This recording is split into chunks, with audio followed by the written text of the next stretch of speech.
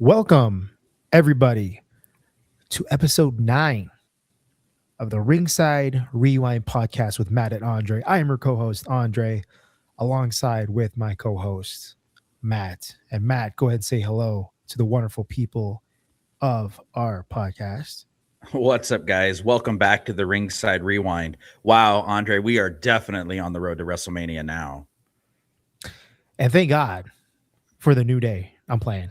No, thank God we are finally on our way to WrestleMania. We're about 7 weeks out of of WrestleMania, but we've got a lot to discuss. Obviously, we're just coming off of the Elimination Chamber last night, but also a few turn of events happened over Monday Night Raw and SmackDown leading up to the Chamber. So, first and foremost, we're going to start with the big one, and that is obviously going to be Elimination Chamber and our reactions. And the first thing, Matt, that I want to cover was the first match, which was the Women's Elimination Chamber match, where we saw Rhea Ripley come up victorious.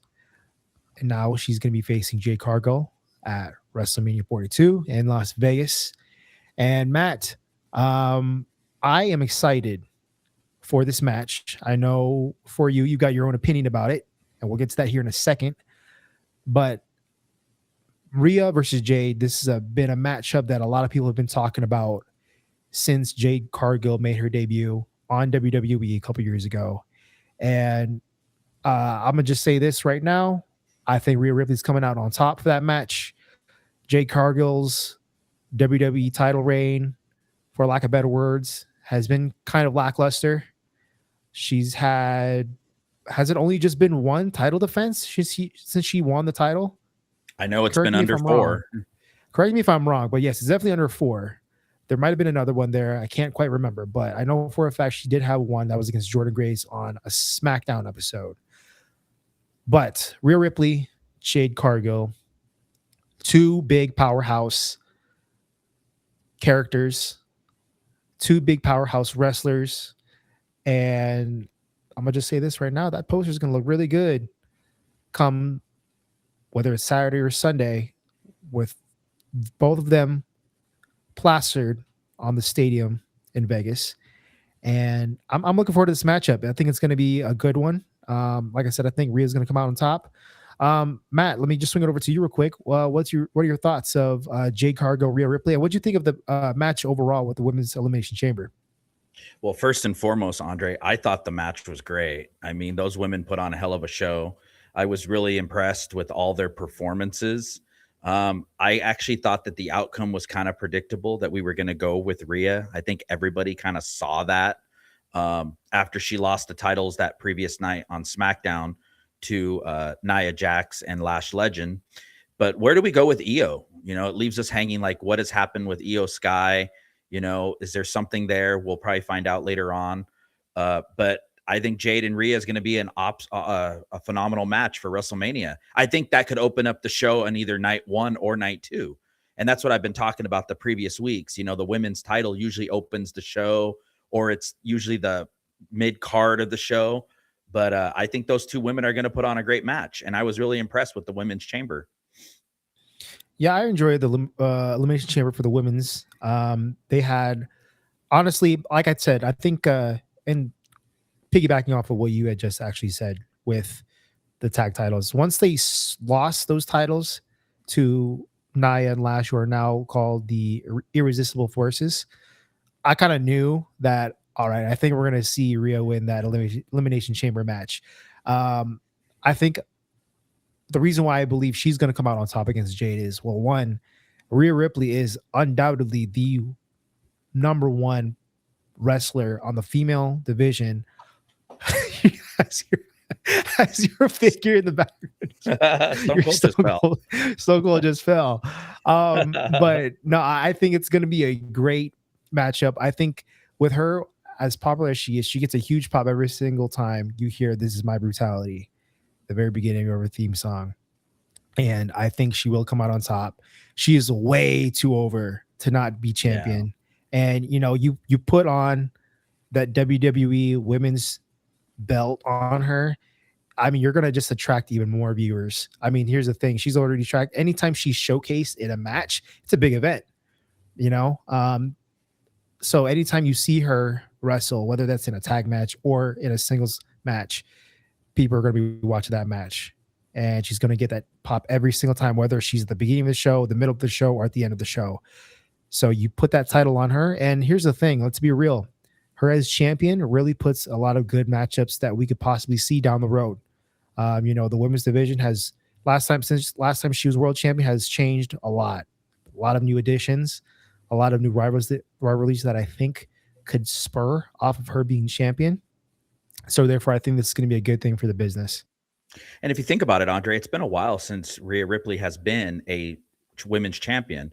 It's been before she went out and got hurt. When they had the Liv Morgan revenge tour, if you remember that, and Liv's the one that kind of took her out as part of the storyline.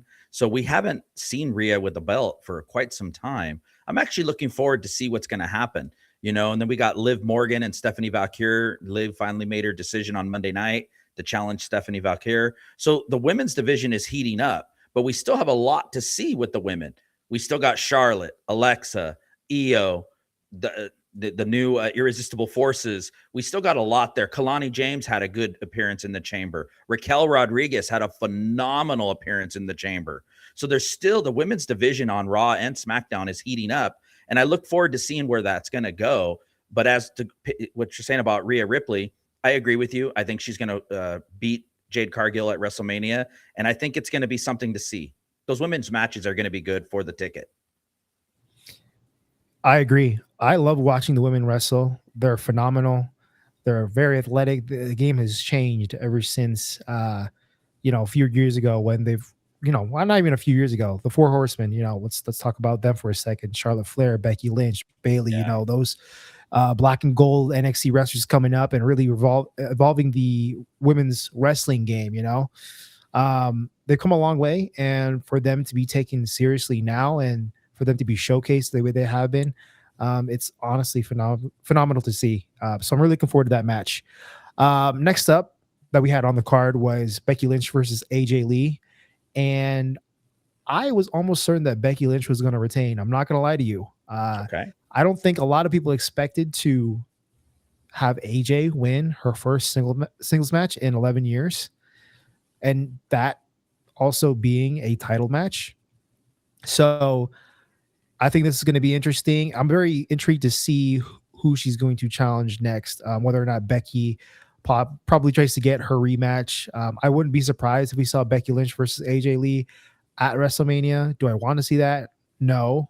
Realistically, do I see Becky Lynch getting involved? Maybe you add another superstar in there. Maybe make it a fatal four-way or a triple threat match. Spice it up a bit. Maybe TLC. I don't know. But it'll be interesting to see who AJ Lee's next challenger is going to be. I actually think it's going to be at WrestleMania, and I don't think anybody else is going to be involved. I'm going to kind of disagree with you on there, my brother. I actually did see AJ winning. I thought the pop in Chicago, right now her and CM Punk are considered the power couple, and they're called the power couple on Raw. A few people were referencing that last night on the post show, and they're both going to be on Raw tomorrow night, both as champions, right? So I actually think we're going to see Becky again against AJ. But yeah, it's definitely something where it's going to have a really good stipulation involved in the match.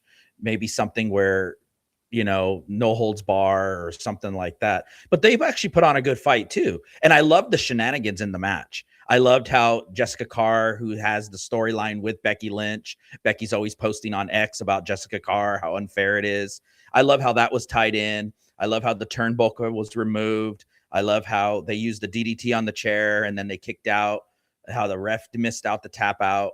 It was a great match. I think they put on a great match, and I think the fans of Chicago really got to see something in their hometown hero of AJ Lee. Yeah, she got quite the pop after she got the 1, 2, 3. And yeah, now CM Punk and Becky Lynch are now the power couple. They are the power couple with him as world champion, her now being the newly reigned women's intercontinental champion. So yeah, let's see where this goes. Let's see where her next challenger is going to be, whether that's going to be Becky again or somebody else that's thrown into the mix. We'll see. So I'm very intrigued to see what happens with that. And let's light it up. Let's light it up. Next up with that, we had on the card, Finn Balor versus CM Punk. My, what an entrance for CM Punk coming out to the retro 90s, 80s, 90s Bulls theme song. And for him to have that sort of entrance was really cool, especially with it being at the United Center. Really enjoy that. Yes. Obviously, we both saw that CM Punk was going to retain. There's no way in hell that he was going to lose that title in Chicago, his hometown. But nonetheless, I enjoyed the match. Obviously, I was expecting for the Judgment Day to come out. We did see one instance in that match where Finn Balor did hesitate and look down the ramp to see possibly maybe he wanted to call out JD and Dom to help him out, but obviously that did not happen. I was, like I said, fully expecting for Judgment Day to come out and maybe interfere and cost Finn Balor that match. But he got the clean 1, 2, 3. CM Punk did on Finn Balor. And I can kind of see tomorrow, Monday Night Raw, live in Indianapolis, some backstage segment or maybe Finn coming out and, you know, them kind of having beef with each other. And I think hopefully we do see something tomorrow. I mean, we've got a big event tomorrow with Monday Night Raw. Obviously, Roman Reigns is going to be addressing CM Punk, who retained. On top of that, too, I really hope that we finally see some more tension with Judgment Day, Finn Balor, and who knows? I would really like to see that happen. But to also tie that in, Dominic Mysterio versus Penta for the IC title. Yes. Now, I think it would make more sense to have Dom and maybe Finn go after it and have the IC title on the line. I would like a belt on Finn, but there could be very well be a possibility that Penta comes out victorious against Dom. Would I like to see that? Absolutely. Wow, before WrestleMania. Here's the thing. We've seen titles get swapped prior to PLEs and also after PLEs. I think this is an opportunity to do that. And it's good to also see the IC title get defended because I can't remember the last time Dom. I think actually it was the last time that was on the line was actually at Survivor Series. Against John Cena. Against John Cena. And I know he had made some appearances over at AAA because I know he's the mega champion there. But let's bring it back to reality. Let's finally put the IC title on the line. And who knows? Hopefully, maybe we can see Penta come out victorious tomorrow. Lot to digest there, lot to unwrap. Let me kind of start from the Dominic Mysterio aspect to it. It's funny you just said that. We have not, prior to John Cena winning the Intercontinental title the first time in his professional career, he won it in Boston, his hometown. And then, of course, lost it back to Dominic at Survivor Series in San Diego, which is Dominic's hometown, right? The last time Dominic defended the Intercontinental title was against Penta, and I want to say it was earlier in the summertime. So it's been a long time that Dominic has had the belt and has not defended it. We know he's been out with injury over the last few weeks, just recently returned. But I think somewhere that's where Finn gets involved or something happens there. I don't think Dominic loses tomorrow night to Penta. But I thought Finn Balor and CM Punk had a phenomenal wrestling match. Those two tore down the house. I wished I would have been there live in Chicago to see that, to witness those two go at it. I love the sportsmanship at the end where Finn shook his hand. A lot could have happened there. We could have seen an evil part to Finn Balor, but we didn't. We saw two men that told a great story too, right? Their storytelling in the ring was really good. And now we move forward, right? We move forward with the Finn Balor and Judgment Day issue, and we move straight into WrestleMania with our tribal chief. And you just mentioned it. Roman Reigns will be there tomorrow night live in Indianapolis for Monday Night Raw. And the last time we saw Roman Reigns, our tribal chief, the last time we saw him was probably one of the best promo segments I've seen on Monday Night Raw in a long time. When those two get face to face, and when Roman said the Zebros are dead. Oh man. And it brought back to that scene in Survivor Series. We were there live in San Diego when CM Punk looked at Roman and said Zebros, and he helped him up. He was sitting down and he actually gave him a hand up, boosted him up. And now Roman told Punk Zebros are dead. And then Roman tweeted out yesterday, you know, your relevancy is shrinking. Enjoy your month left. This story tomorrow night is going to be phenomenal, and I'm looking forward to it. And I think it's going to be must-see television. And I'll say one more thing before I hand it back to you, brother. It reminds me, and I thought about this morning, Roman and Punk's story reminds me of Stone Cold and The Rock leading to WrestleMania 17. That was must-see drama television. You had two good guys where everybody's like, who do I cheer for? Do I cheer for the Rattlesnake or do I cheer for the Brahma Bull? Who do I cheer for? Both of them, they capture me, right? I'm a fan of Stone Cold. I got a Stone Cold shirt on. I got a Rock hat on. That's where I think we're going with these two. I don't think anybody's going to be a heel or a babyface. And I think the storytelling over the next 6-7 weeks is going to be great to see. Yeah, it's going to be awesome. I can't wait to see that segment. Here's the thing. I mean, Roman's going to be making his appearance throughout the month of March. Yes. The same thing with Brock Lesnar as well. So, like I said, we're finally at the home stretch to WrestleMania 42. I expect nothing but fireworks. And with that being said, let's go ahead and now talk about the Elimination Chamber on the men's side. Lot of shenanigans happened here. Let's first start off with just the match in general. I enjoyed it. I really did like the fact that the match was in itself. To me, I just didn't want to see Cody win. I'm like, there's no way.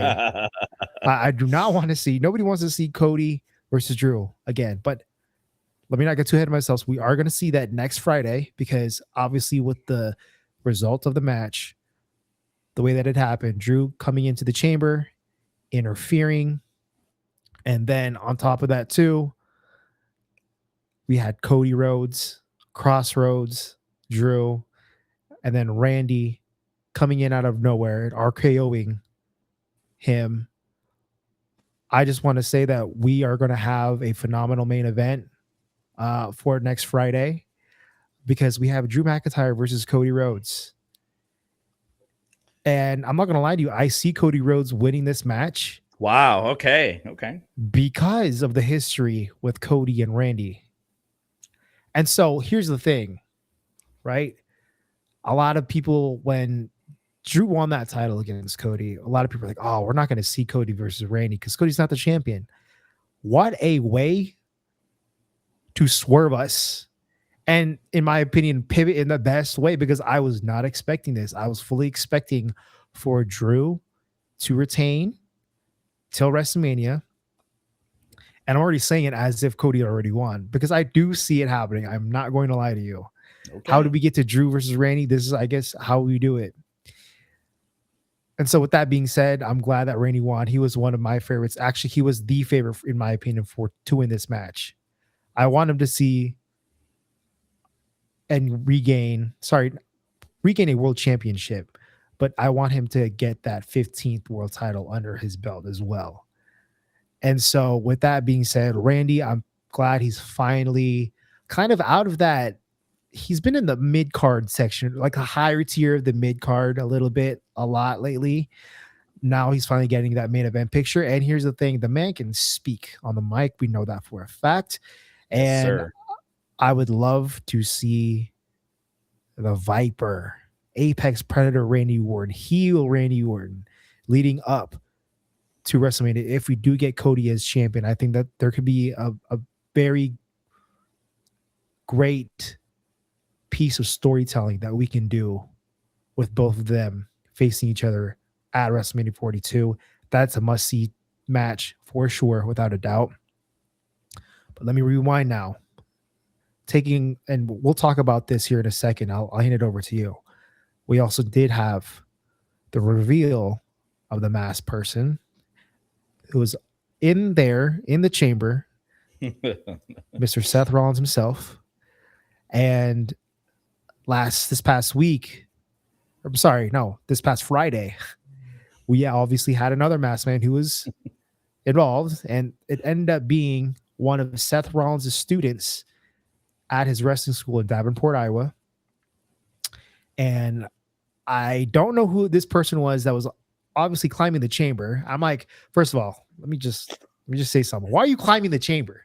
The door How are you was gonna open. get in? Like, what? Like, the door was completely open. I feel like they could have at least added like some realism towards that, like at least make an attempt. I know they were playing off of the injury of Trick Williams. But like, why are you how first of all, I would have just let him climb in. I'm like, where are you gonna go? It has those a security roof. guards, those security guards are running after him and tackling him and trying to get him off, the chamber. And I'm like, I would have just let him climb because how is he gonna get in? So obviously we had that happen, and then obviously underneath the chamber we see Seth Rollins come out, Yeah. him then kicking Logan Paul, and then him curb stopping Logan Paul. I know for a fact the last few masked men that have attacked the members of the division haven't been obviously Seth Rollins. This was clearly Seth Rollins just by the way he was built. I'm like, that's Seth Rollins right there. Come on now. The way that he moves, that's for sure Seth. So with that being said, Matt, let's first talk about this real quick, and then we'll move on to Randy versus Drew, possibly Cody, right? I want to get your take on this too now. What do we see now with Seth Rollins being back in the picture? How are we going to play this division storyline out? I have a lot of things. If I was in that writer's room, I know what I would do. First, to comment on the return of Seth Rollins, I loved it. I feel like I've actually missed him. It was great. And the build with the masked man, taking out the Vision, and then how they duped us on SmackDown, how it was a student at his wrestling school, and then the other guy climbing the cage last night, how they duped us just to get Seth into the ring. It was great. Must see television. I loved the expression on the Oracle's face, Paul Heyman. The camera went straight to him, and that face was like Paul Heyman could sell like nobody else. Give him the Academy Award for the best drama. That's Paul Heyman. I don't think we're going to see Seth and Logan. Adam Pearce tweeted and commented just a few minutes ago that he will address the Vision and the Seth Rollins situation tomorrow night on Raw. We don't know if Seth's cleared to compete. We don't know what Seth's situation is. We just know that the architect is back. We just know that the visionary will be on Raw tomorrow live. We just know that he's here now. We do know that Bronson and Braun are out. They're hurt. So what happens with Seth Rollins going into WrestleMania? I don't know. You know what's funny, though? Did you see the stare down between him and Cody? There was a little stare down between those two. I don't know if you caught that, brother. But Cody looked at him. Seth looked at Cody. Then that's when Cody went for the pin on Logan Paul. Then Seth ran away, and then, of course, the security followed him into the crowd as he was running away. So I don't know where we go with a match for WrestleMania yet. I guess we'll find out a little bit more tomorrow night. But I can tell you, I love the drama. I love the return. I love the duping of the masked man, tricking us. It just played out really good. And the Elimination Chamber, I will say the match period, I'm going to give it a 5 out of 5. I really enjoyed it. It wasn't the shock of John Cena turning heel, but it was great. It gave me what I wanted at the end. Yeah, and here's the thing: the result.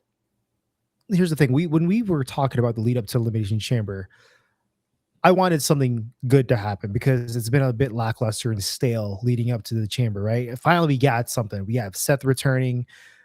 We have Randy winning.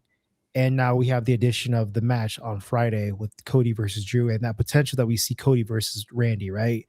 Yes. So without a doubt, we definitely got kind of that turning point of like, okay, cool. We have something. We have some storytelling now that we can really tell. I'm not going to lie to you though. With Bronson Reed obviously tearing his bicep, it would not have surprised me. And obviously the Jey Uso, with him being taken out previously on SmackDown, it wouldn't surprise me if Seth is actually still injured. And in the writers' room, they were like, okay, how do we make this and how do we flip it? Because obviously it was very clear to me, especially with the fact that Jay got taken out, that obviously Bronson was going to win that match. They wanted a member of the Vision in that Elimination Chamber, right? And so the fact that Logan won that match because of the interference with Drew, and we'll talk about that here in a minute, but that interference with Drew and that Jacob Fatu Logan Paul match, it just for sure told me, all right, cool, that we were supposed to see Bronson Reed in that match. Now, with that being said, let's see what happens with Seth Rollins. Is he going to make an appearance Monday? Surprise? I don't know. Who knows? We'll see. It'll be interesting to see how Adam Pearce addresses the situation. Who knows? Maybe gauntlet match. Cody, Logan Paul versus with Austin Theory, and you have Seth. Maybe taking them to. I would like to see that. That would be cool. I think that's something different. I think overall, um, a lot of the fans' reception that I've been looking through social media has been, we want something different. We don't want predictable.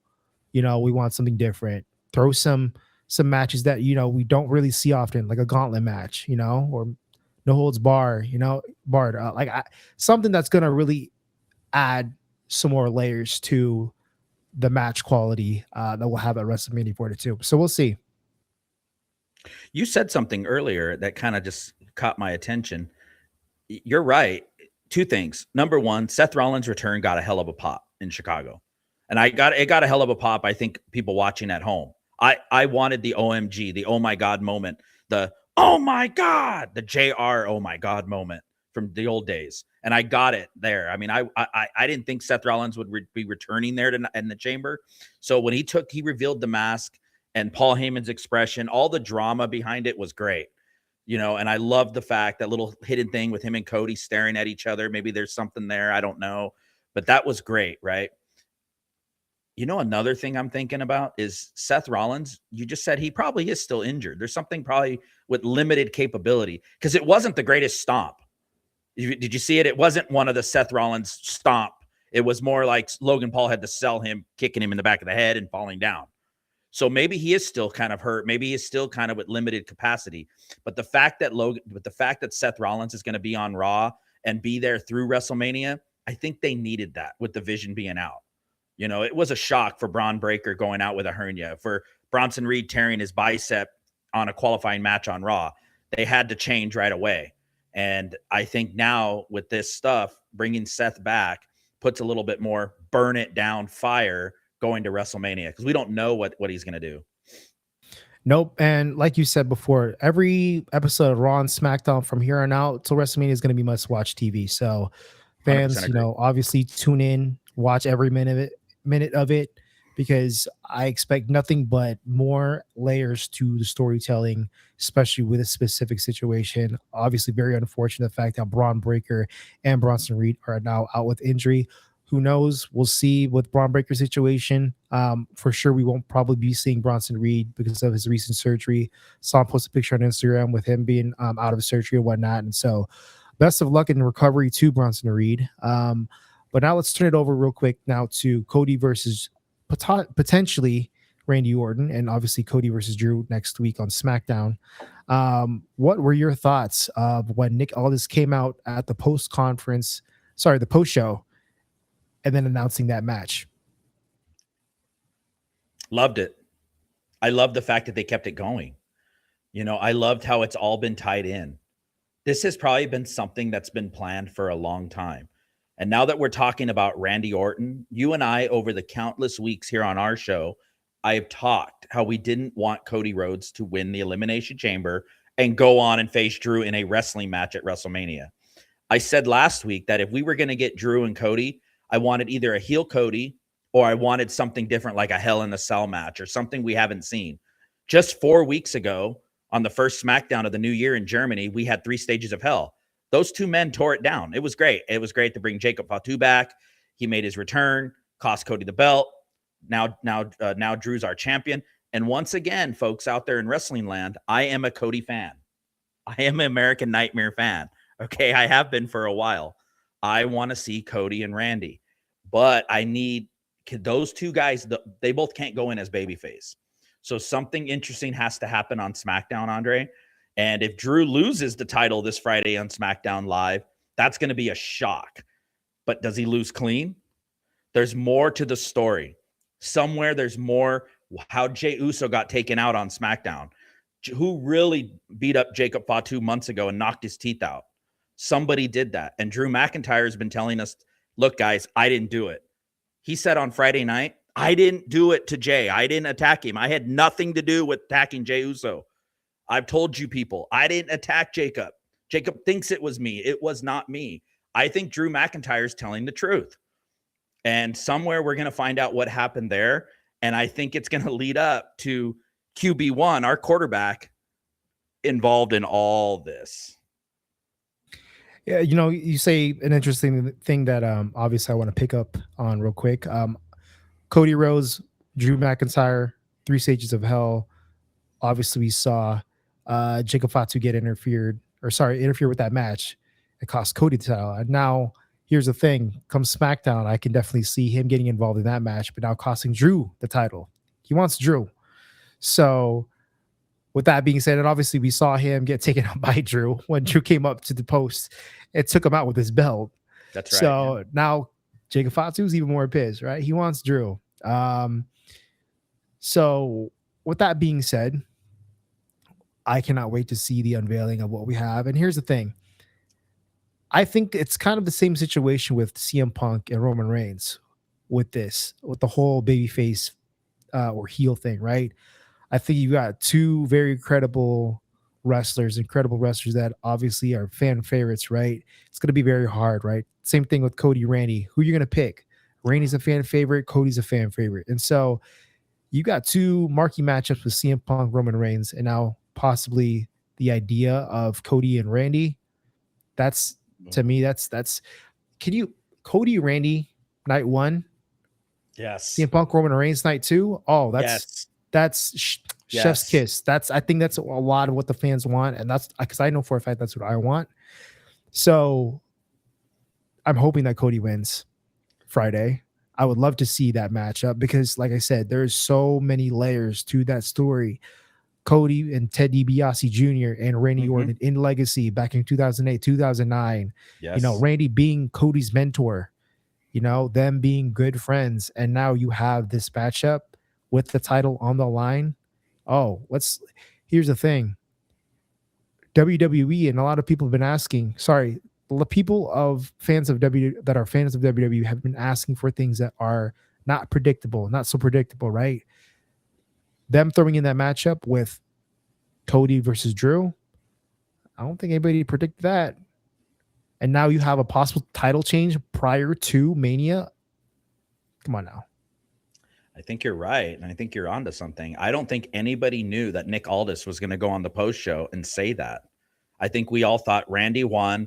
Cody Cody didn't get screwed. Well, I guess he did. Drew got involved in costing. But Cody, you had your shot. You didn't win the Rumble. You didn't win the Elimination Chamber. And Randy took advantage as the Viper, nailed the RKO, and got the 3 count, even though it was his friend. And Randy said, I'm sorry, but I'm not sorry. And I've been saying this too on our show countless times. Orton's at 14. He's tied with Triple H. Ric Flair's got 16. And the best in the world, the GOAT, the greatest of all time, John Cena, has got 17. And I'm going to go on the record and say, and I've been saying it week after week, and hold me to this, wrestling world, hold me to this, my brother. I think the one who wins 18 inducts Cena. I just do. It doesn't have to. Everybody keeps talking about John Cena going into the Hall of Fame. John Cena's got to go in the Hall of Fame. He's not going this year. We know that. And he's probably not going to go next year because of Saudi Arabia. I mean, maybe that'll draw tickets, but do the Hall of Fame ceremony in Saudi Arabia with John Cena? No, he's going to be here in America, I think. And the one who inducts John Cena is going to be the champion or the man that wins 18. To want who else better than one of the greatest rivalries that they had in the 2010s and the early 2000s coming up in OVW together than the legend killer Viper himself, Randy Orton, winning number 18. But here's the main difference for WrestleMania. And mark my words, bro. Here's the main difference. I think you have to have a heel in Cody or Randy. You don't have to have a heel with Punk or Roman. There's too much storytelling with Punk and Roman. With Orton and Cody, there's storytelling too, but there's got to be a bad guy. There's got to be somebody that I think we have to boo. Here's the thing. I don't think that's possible to have somebody to be booed between Cody versus Randy because, like I said, they're so over with the WWE universe that it's going to be very hard to just purely boo somebody and make them heel. Here's the thing. If somebody does turn heel and they do healers things, they're still going to be cheered on. Like we saw with John Cena, him turning heel. It's impossible when fans have seen you for so long as a babyface, and then for them to all of a sudden turn, and then now you're expecting nothing but boos. like you'd have to really see something, like you'd have to really see something happen between the two for them to be get purely booed. The thing is, all I want to see between Cody versus Randy, if this is a matchup that's going to happen, I just want to see them talk all the smack that they can, because the crowd is going to eat it up. We're going to eat it up. Oh, And hell no yeah. matter what, it's going to be something that we're going to be looking forward to seeing, if that is going to be a true possibility that they do actually make this happen. And I think they're going to make it happen. I mean, this lead up to Mania, like I said, has been a bit stale. I expect more fireworks as we lead up within the next 6 weeks leading up to Vegas. And so, yeah, I know you want somebody to be a pure heel versus the pure baby face. I think the only way that happens is if you have somebody that has already been a heel, kind of like the likes of Gunther, for example, to really make that happen. So, yeah, with that being said, I'm just gonna think that a lot of people are gonna be like, no, I'm Team Randy, or no, I'm Team Cody. And people are gonna cheer who they want to cheer. They just want to see something good. And I'm there with them. I want to see I want to see them work the mic the way that they have. Really go in and dig deep with the storytelling, because we've seen for so long when Cody was champion, Randy eyeing that championship. Yeah. And now we could possibly finally get it after about 2 years of payoff. And you make a hell of a point there, bro. And I always relate back to Stone Cold and the Raw time, because that's my time. And Stone Cold said as many times, one of the worst things he did in professional wrestling is going heel at WrestleMania 17. Vince wanted to do something big. Stone Cold said, let's try it. You have the ultimate top guy for the last 4 years. And all of a sudden he shakes hands with the devil himself, Vince McMahon, and goes heel and screws The Rock, right? And people still didn't want to boo Stone Cold. Every week on SmackDown and Raw, he had to come out and do something to try to get heat. And it was still hard to get heat. I remember him hitting Lita in the head with a chair, stunning Lita, beating up the girls. He was doing anything he could at the time to get heat, and he still couldn't get it. Orton, for half his professional career, more than half his professional career, has been the evil Randy Orton. The Legend Killer time was a heel. With Evolution was a heel. But now I just think, what if I understand Cody's shirt sells. I understand that we go crazy when he comes out. What if it comes out that he's the one that took out Jay? What if Cody's the one that screwed Jacob Fatu? Once again, Drew McIntyre telling us the truth, and it was Cody that did it. That would make us all go, oh, I don't want to be on your team. And Orton goes in as the good guy. What if Cody wins against Drew this week in Portland on SmackDown, but doesn't win clean? What if he cuts corners? What if he I want to see that. I would love to see that. Oh, I would love to see that. Like, here's the thing: if Cody turned heel, I'm not to the level of you where I'm a Cody fan. He's a little bit for me. Like, I don't mind. I think he's a great wrestler. I think he tells a great story. Yeah. But if he turned heel, oh yeah, let's go. Come on. We've been wanting this. Here's the thing: the fans have been wanting it. And so if he turns heel, it'll definitely add another layer for sure, without a doubt. And I look forward to next week talking to you about it, because what if he doesn't win clean?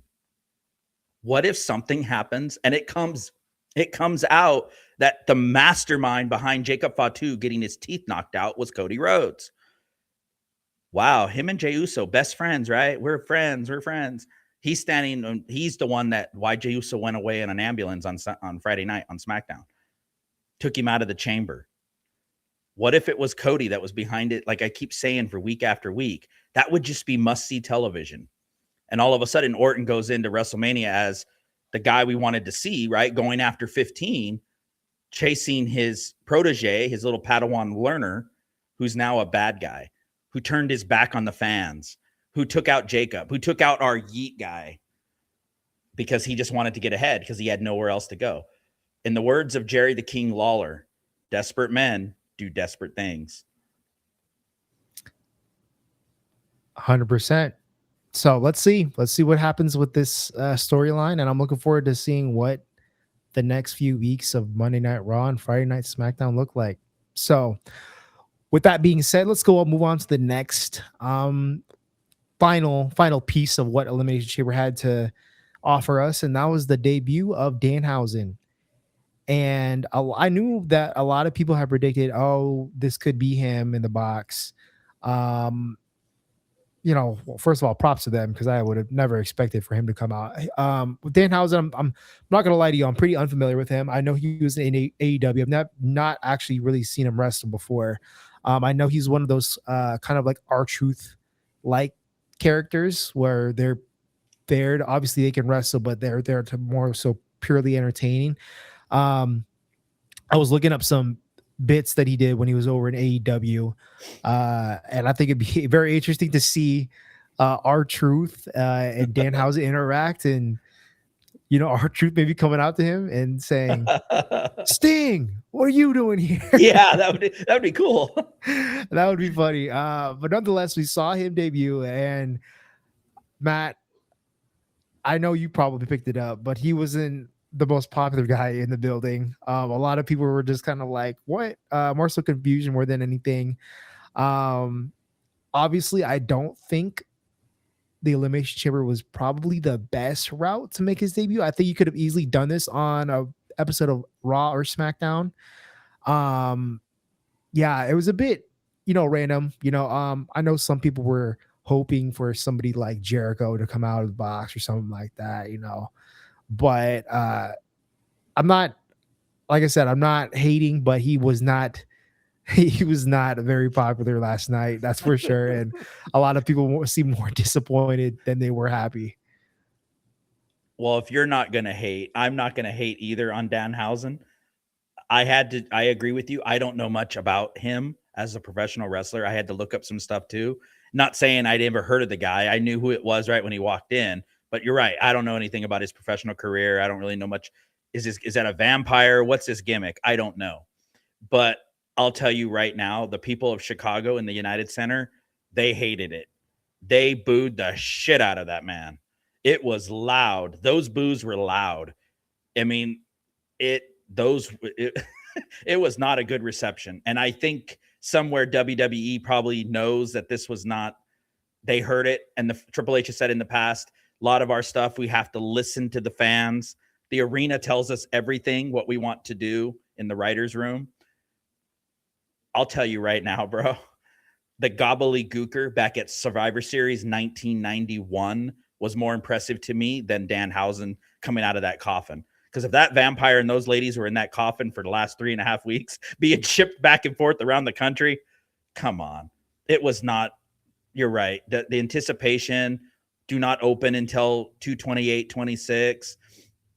It was a flop. It flopped really bad. It was a very bad debut. I hope somehow they could turn it and his comedic side could come out on SmackDown or Raw and we see something with the guy. But we'll see how the fans react when he shows up this week on TV. What happens, So, and another thing, really not to really hate on the guy, I don't think most WWE fans knew who he was. And that's what I've been seeing and reading, following the stuff that I follow. A lot of people didn't know exactly who he was. Kind of like us, Andre. We're hardcore wrestling fans. We knew of him. We just don't know any of his stuff. There's only so much wrestling you can keep up. Let's be real. Yeah. There's so much. Every week we have something, but I had to look it up too. Like I said, I knew of Down. If you told me who he was on a picture, I'd be like, oh yeah, I know him. I just didn't know much about him, but it flopped really bad. Like I said, the gobbledygooker thing was more entertaining back in 1991 because at least a fake chicken, fake turkey could live in an egg. This guy, the story was terrible. Yeah, then he also gave Michael Cole a jar of teeth. So that was, yeah, I had to look up what that meant too. I guess that's one of his gimmicks. I guess he hands somebody their teeth and then he kicks it. It's one of his finishing maneuvers or something. I had to look it up. And then the lights went out and they just literally disappeared. But that crowd at the United Center, they were booing him really loud. It was bad. Yeah, it was very poor. I think it was the timing wasn't right. But hopefully, kind of like what you were saying, hopefully we see something and maybe see a turnaround in the reactions of the crowd and the audience of WWE as we see possibly him make more segments throughout the next few weeks. So, with that being said, let's go ahead and kind of review what happened on Raw and SmackDown this past week. We talked a little bit about obviously Jay winning the match, obviously only to get taken out this past Friday, and them having that match with Jacob Fatu and Logan Paul. Saw how that turned out. Let's jump straight into Brock Lesnar. Yes. Brock Lesnar came out with Paul Heyman. Paul Heyman was on the mic and said, open challenge for Brock Lesnar, WrestleMania 42, Las Vegas, Nevada. Be there or be square. Okay. A lot of people have been speculating that, hey, do we get Obafemi versus Brock Lesnar? What a matchup that would be. I was just thinking just now, do we maybe see Brock Lesnar versus Royce Keys? That could be something that I think could happen. We haven't seen Royce Keys since the Rumble. So who knows? Maybe that's a possibility. But nonetheless, Brock Lesnar doing an open challenge WrestleMania 42. Seen a lot of people more so hate on this idea more than anything. I'm not going to lie to you. I thought he was going to maybe make some sort of involvement with the Vision. Obviously, Paul Heyman being tied to that. I would honestly really like to see that because then you have the mix of obviously Logan Paul, Austin Theory, Brock Lesnar, and Seth Rollins. Now that he's back as well, that would be something that I think that a lot of people, at least myself, would like to see. How do you involve all that? But we have an open challenge for Brock Lesnar. Matt, what are your thoughts? I'm going to agree with the wrestling world, and they didn't like it either. As me being a Brock Lesnar fan for many, many years, I'm glad to have him back. Whenever the Beast is there, we know it's going to be Brock Lesnar, right? He's the Beast. His gimmick is to go down there, tear you up, show up, Suplex City, F5, 1, 2, 3. Okay, he hasn't been pinned in many, many, many, many, many years. He hasn't at Survivor Series when he fought in Survivor Series and War Games was the first time in 12 years that he's been in a tag match where he actually had partners to depend on, which they ended up winning. The Vision ended up winning that match. So with Brock Lesnar, it's good to see him and Paul Heyman getting along. He didn't say anything. Did you notice that? Paul Heyman did all the talking, just like they did back in 2003 when he debuted. It was all Paul Heyman, my client, Brock Lesnar. Brock didn't even say anything. He didn't even talk on the microphone. We've been talking for weeks whether or not it's going to be Obafemi. I don't know. I mean, now I'm thinking probably not, because I think that should have happened. If that's the case, there shouldn't be an open challenge. It should have been just Obafemi's music hit. He comes strolling to the ring like he does. And like I said a couple weeks ago, just point to the sign. That's it. Just like when The Undertaker and Brock had it and Brock beat the streak. All they did was point to the sign. They didn't have to talk. They didn't have to do anything. The gong went off. Undertaker's gong. Gong. Lights went down. Everybody freaked out because it's The Undertaker. He comes out and they point to the sign. And Brock and Paul are in the ring. And all Undertaker did was point to the sign, turned around and walked away. That's all that needed to happen. Now with this open challenge thing, who knows where it's going to go? Watch it be like 3 or 4 guys.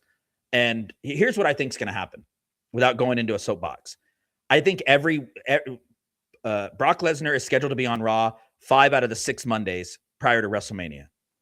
Not tomorrow night, but the next Monday night on Raw, he's scheduled to be there. And then he's there through WrestleMania. You know what I think is going to happen? I think somebody's going to come out every night and try to challenge him, and he's just going to F5 him. Then at WrestleMania, he's going to show up in the ring and say, there's no challenge. There's no challenger. And then that's when we get our surprise. Yeah, I'm not going to lie to you. When Paul Heyman was out there and he kept referencing who is going to be man enough to face Brock Lesnar, I was just waiting for somebody's music to hit and somebody to come out and face with him. Like I was expecting Obafemi. Like I said, maybe Royce Keys. I don't know. I was at least expecting somebody to step up to the plate and maybe make some sort of tease for that match at WrestleMania. But speaking of that, I was going to say, like, what are we going to expect for the next 5 weeks with Brock Lesnar being being at Raw? Like, how do you do that? He doesn't talk. He doesn't cut promos. Yeah, he doesn't cut promos. And then on top of that too, like, what's he going to do? Like, just is Paul Heyman going to just be there and say Always has who's talking going horn. to be that person that's going to step up to the plate? Like, I don't know. And maybe that is the case. Maybe he does. Somebody tries to challenge him and he says, screw you, F5s him. You know, I can definitely see that happening. He's just going to squash people, you know? So for the next 4 weeks. And then at Raw, or excuse me, at WrestleMania, I mean, I could just see this happening. I'm trying to think of it. There's been precedent. I'm sure there probably has. But I'm sure there has been, but nonetheless, I just hope that it's entertaining and that we see something with sort of, you know, some layer. You know, I feel like just the open challenge was kind of WWE's creative being lazy, in my opinion. They didn't really know what to do with Brock Lesnar, but they knew that they had to include him for WrestleMania. So they just said, you know what, screw it, open challenge for Brock Lesnar. And he's beaten everybody, Andre. And, He's beaten Seth Rollins at WrestleMania. I mean, not at WrestleMania. And I want to end off with this. We've seen Brock literally dominate. I mean, he dominated John Cena at WrestlePalooza. If whoever challenges him, right, I hope that they win, because I think that's a very good launching pad to launch, to really win over the crowd and be over. And that's why I think it could be someone of the likes of Obafemi or maybe Royce Keys even to challenge and step up to the plate to face Brock Lesnar, because that it's going to be a very significant, because here's the thing, we've seen WWE now more than any era where they reference this, where they reference the statistics and whether they were pinned or not. Just last night, for an example, obviously we saw Rio lose the tag titles to Nia and Lash. Michael Cole made a comment saying that obviously they had lost, but also the fact that Rhea had been pinned.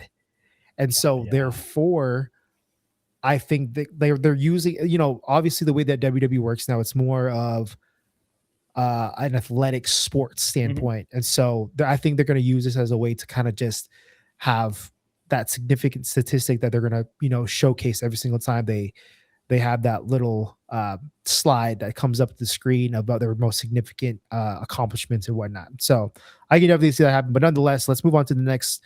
There's a couple things that I want to end off on and want to mention. Andre, can I say one last thing about Brock Lesnar? Go ahead. Yes. Thank you, brother. I don't mean to interrupt my brother. One last thing about Brock Lesnar. You just said that about Obafemi or Rose Keys. You know who about taking the pin? That means they would beat Brock at WrestleMania is what you're implying, right? I think the only man right now on the roster that could do that, Obafemi and Royce Keys, are new. They're new call-ups. They're new from different. No, that you can't do that to Brock yet. Not yet. Not saying they can't beat him. I think there's only one man on the roster that could do that, and I think it's Gunther. That would be an open challenge. See, I could see Gunther coming down at WrestleMania as a shock. We have to be shocked. It can't be promoted. It's got to be nobody's here. There's no challenge for Brock. He took care of everybody every time he was on Raw. And then Gunther's music hits. That would be an oh my God moment with those two guys and Gunther walking down the ramp. So I could see that happening for sure. I mean, we've seen him take out some of the biggest names, obviously. So, I mean, to add Gunther to the list, I could see that happening. I saw it more so with, we know that Minneapolis, Minnesota is going to be the host city of SummerSlam this year.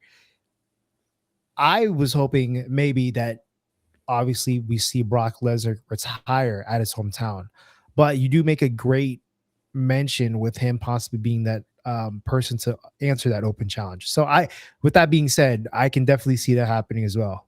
Could you picture if Brock tapped to Gunther at WrestleMania and then we don't see Brock for a few weeks on television and it leads up to SummerSlam in Minneapolis where Brock says, and Gunther, I want one more time at the Beast. Okay, but if you want it, then I want your career on the line.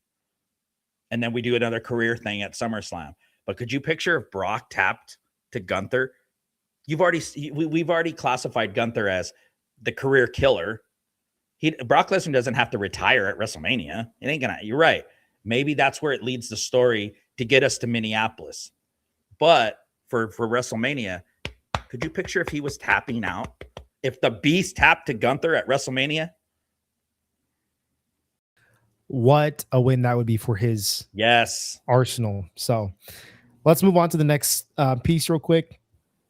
We obviously we saw Liv Morgan pick Stephanie Becerra to face for the world title at WrestleMania. We kind of saw this coming. I just want to mention it briefly, just because I think a lot of people had predicted that this was going to be the matchup. Obviously, with the storytelling and the interview that Michael Cole, Dominic Mysterio was involved in, as well as Stephanie Becerra. Um, with all that segment, that was like, I think, the answer of like, yeah, we're gonna see this happen. We're gonna see Liv Morgan versus Stephanie Becerra. You have any additional comments to that? No, I think it was very predictable. I loved that segment. I said it last week and I'll say it again. I thought it was great. I loved it. And I loved the trick. Liv kind of tricked us, right? She was looking at Jay and then turned around and punched Stephanie and then gave her the oblivion and then held the belt over. I think that's going to be interesting. And just like Rhea and Jade Cargill, either one of those matches could open up night 1 or night 2. Fully agree. Fully agree. And then the last bit of news that I want to obviously mention, how could we not? But AJ Styles, the next inductee for the 2026 class of the Hall of Fame. Great to see him get the reception that he did in Atlanta. We saw The Undertaker come out and induct him into, obviously, give him that that question. Sorry, not that question, but the honor. Yeah. To announce that he's going to be the next inductee. And so AJ Styles, perfect storybook telling with the way that it all happened, him retiring in his home state of Georgia in Atlanta, and then him also getting inducted into the Hall of Fame that same night. I thought it was great. I like I said, I think not that you can't not say if you love pro wrestling that you don't love and respect the phenomenal one AJ Styles and everything he's done, from his wrestling ability to his mic work to his storytelling to just being AJ. You know, Dre, I kind of caught me off guard actually when the Undertaker's music hit. I knew I didn't go straight to Hall of Fame. I went straight when he said, "You and I got one more round." I'll tell you right now, man, I got goosebumps. I thought, oh, no way. I was thinking one more match. I'm like, there's no way. Are you serious? No, and I thought that for a second. I thought, because he said it like that, you and I got unfinished business. One more round. And I thought myself, we're getting this at WrestleMania. That would be great. Because the last time Undertaker's last match was against AJ during the year of COVID, the Boneyard match, no arena, no pop, no nothing. It was the Boneyard match. And that was great, just how they put that together because of COVID and stuff. But that's what I thought. And then when the Undertaker says, when you see me coming, you're going to, so now I guess that's going to be the new thing. Undertaker's gimmick will be announcing people into the Hall of Fame. Congratulations, Undertaker, though. He will be producing and writing for AAA. So he's going to be doing their storytelling and producing and writing for AAA. Kind of like how Shawn Michaels oversees NXT. They all report to Triple H, right, as the head of creative and the COO. But Undertaker is going to be doing AAA, the creative side of that. Yeah, let's get some AAA stars winning some of the titles, WWE titles. Same thing with TNA. We've seen WWE superstars win the titles from those partnership companies. Let's see a little bit of mix up. Well, starting in May, they're going to be here in the United States. They have a few shows announced in the state of Texas in May. So we're going to see a little bit more. We had a AAA show last night after Elimination Chamber ended. AAA went straight on the YouTube, WWE's YouTube channel.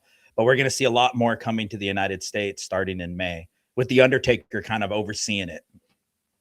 A lot of exciting things happening. We've got the next 6-7 weeks out till WrestleMania 42. Cannot wait to be there. This month of March is going to fly by, and we're going to be in Vegas here real soon. With that being said, we thank you guys, as always, for following us on this podcast journey and talking wrestling with us, engaging with us, and supporting us on all social media platforms. We are now also finally at, last time I checked, 103 subscribers on YouTube. So thank you guys for that. Thank you guys so much for watching our videos, taking the time out of your days to either listen to us on audio or watching the YouTube video and engaging and supporting and commenting and sharing all that good stuff. Thank you guys again. Matt, any additional comments? I'm excited for the next 6 weeks. We are definitely heating up the road to WrestleMania. We are going to burn it down. I thank you guys all for supporting the Ringside Rewind podcast. I say it every week. We do this because we love pro wrestling and we love the fan engagement. So thank you all for the support, and we look forward to speaking to you all next week on the Ringside Rewind. Thank you guys again, and we will see you guys next week for episode 10.